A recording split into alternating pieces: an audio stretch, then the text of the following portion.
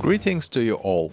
In today's video I will take apart this musical Fidelity M6X 250.7 amplifier. This is probably the heaviest amplifier that I have ever had in my possession. It is also the first musical Fidelity product that I'll be tearing down, and I can't wait to see what's inside of it and how it is built. Just before I start, I'd like to encourage you to subscribe to BoardTech channel and help me reach 3000 subscribers. It's only a few hundred missing.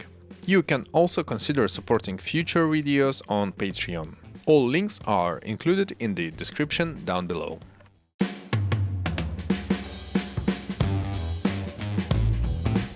Great, let's crack on and remove the top cover first.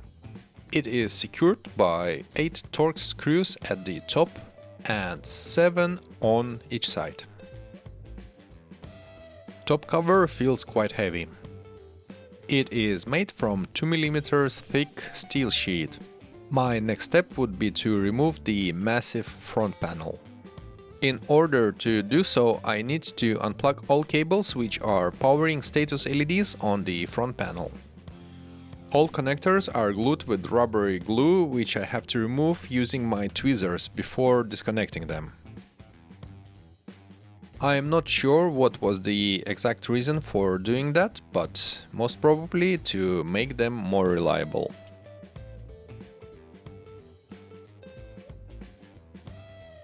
This cable here goes to on and off button, located on the front panel. Great, now I can get rid of the cable ties and untangle the cables. After flipping the amplifier on its side, I can undo 4 Torx screws and remove the front panel. This is the most massive front panel that I have ever came across with. It weighs more than 3 kilograms. And it's not a surprise, as it's made of solid piece of aluminium, which is 14 mm thick. I believe there is no point in removing the LEDs, as I won't find anything exciting there. I better move on and extract these 2 massive toroidal transformers. I don't have any schematic diagrams of this amplifier, so in order to eliminate any mistakes while putting it back together, I will label all the cables to make sure that they are connected back where they belong. Great, and again I have to spend 5 minutes playing with tweezers and glue. Now it is time to disconnect the transformers from the power control PCB. You might be wondering why so many cables are going into each transformer, as normally the transformer feed consists of only 2 cables. The answer is that this amplifier can be switched between 230 volt and 110 volt mains. I will show you how it is done a bit later.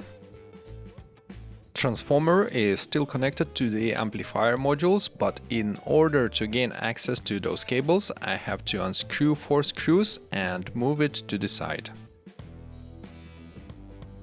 Let me label the cables first.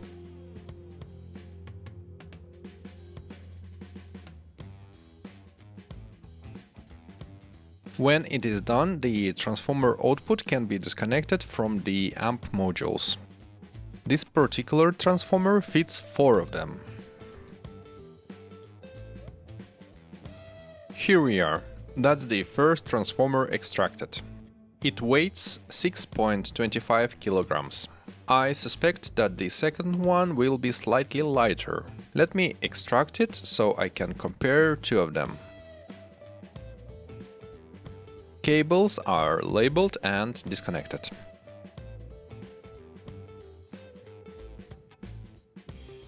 Here we are. Both transformers are now extracted. Let me weight the second one.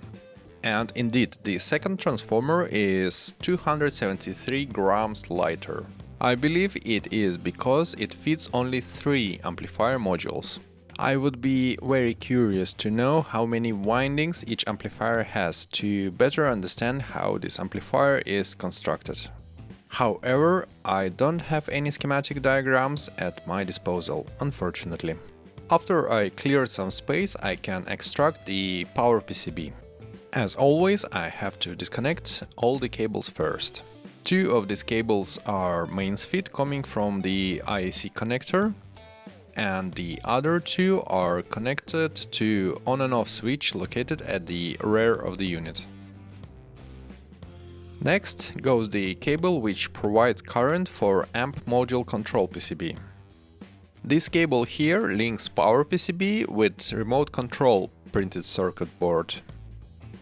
Here come the power switch cables, and a couple of last cables are the mains feed.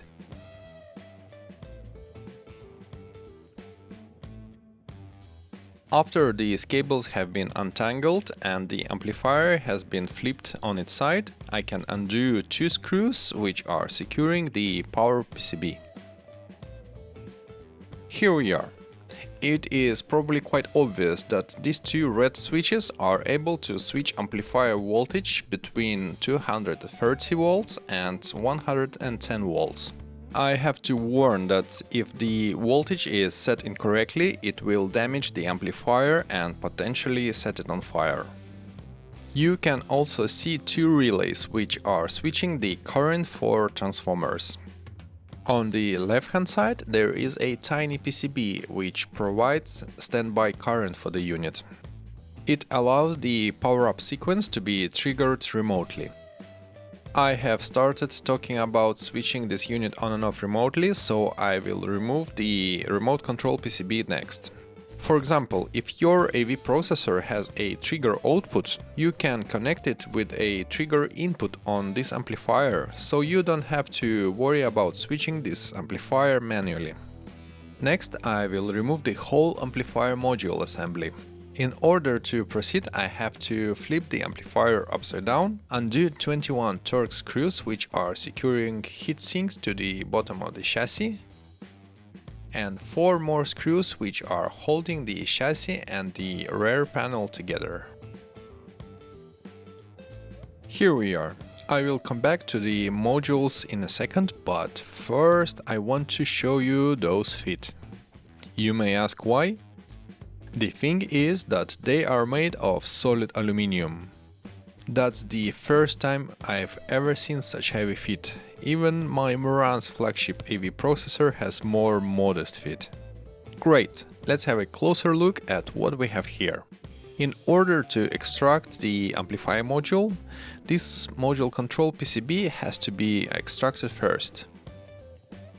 After 7 screws are undone, I will gradually pull this PCB out, and here we are.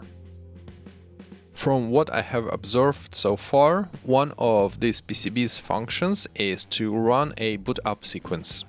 Each amplifier channel goes live one after another to prevent a shock load on the mains. The on and off button on the front panel as well as the channel status LEDs are also connected to this PCB. I will remove the bridge bracket which joins all 7 heatsinks.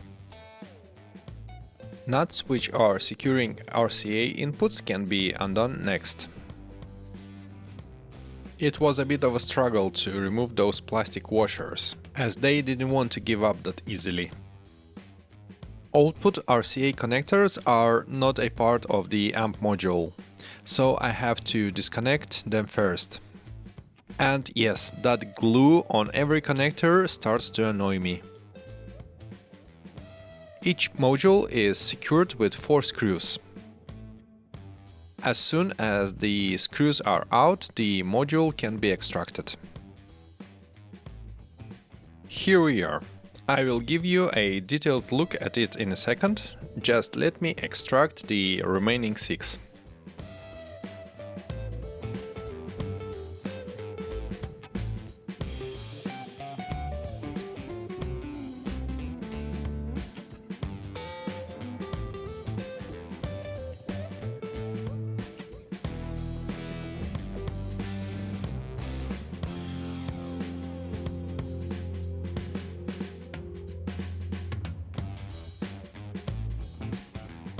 Perfect. All 7 modules are now extracted. Only a few more things are still attached to the rear panel. It's a physical on and off switch, IEC connector with built-in EMI filter and 7 RCA output connectors. Great, and now finally the module. In order to have an unobstructed view of the PCB, I will remove the heatsink next. These 2 diode bridges have to be unscrewed first. After I flip the module over, I can undo 12 screws which are securing active components to the heatsink, and 4 more screws which are holding heatsink and PCB together. Here we are. That's the heatsink after I cleared the thermal paste. The fact that each channel has its own heatsink is beneficial as the thermal effect on neighboring channels is minimized. That's how the amplifier module looks like without heatsink. It will be tricky to extract a lot of information without the schematic diagram, but I will try my best. Each module has 4 electrolytic capacitors. Each of them has a volume of 10,000 microfarads. There are also 2 diode bridges. This brings me hope that this module might be fully balanced, but unfortunately I can't confirm it without the schematic diagram. I have read the amplifier description and specifications a few times, and it's not clearly stated that this amplifier is fully balanced. Please share your thoughts on this in the comments below, as I'm very curious. Another interesting component is this HexFET power MOSFET. HexFET is a trademark developed by a company called International Rectifier. There are 2 of them located almost symmetrically on the PCB. You can also see a relay which physically cuts off speakers from the unit when the amplifier is off or still booting up. This relay is probably also involved when a protection circuit is engaged. There are 3 integrated circuits made by Texas Instruments mounted on this PCB. First one is TL071 low noise JFET input operational amplifier. Second one is NE5532 dual low noise operational amplifier for audio applications. And the last one, similar to the first one, is TL072 low noise JFET input operational amplifier.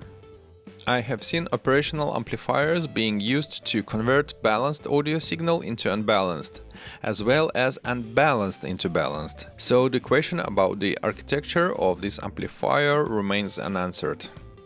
My guess is that this tiny variable resistor is here to adjust the idle current.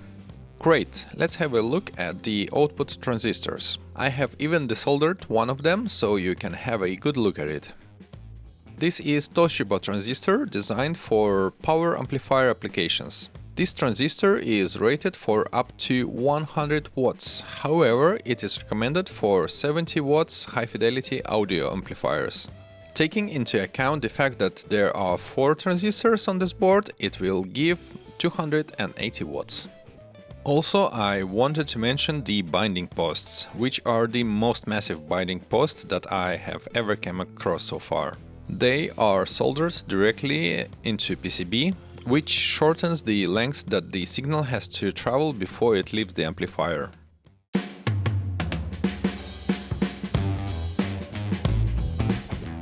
So, this was Musical Fidelity M6X 250.7 audio amplifier teardown. And these are all electronic components that I have extracted. I also had to undo quite a lot of screws. Now my task is to put it back together and hook it up to my system so I can have a good listen. I'm very excited as I have never heard the sound of Musical Fidelity before. This is it for this video. Thank you very much for watching. Don't forget to subscribe to Bortek channel and I'll see you soon. Goodbye.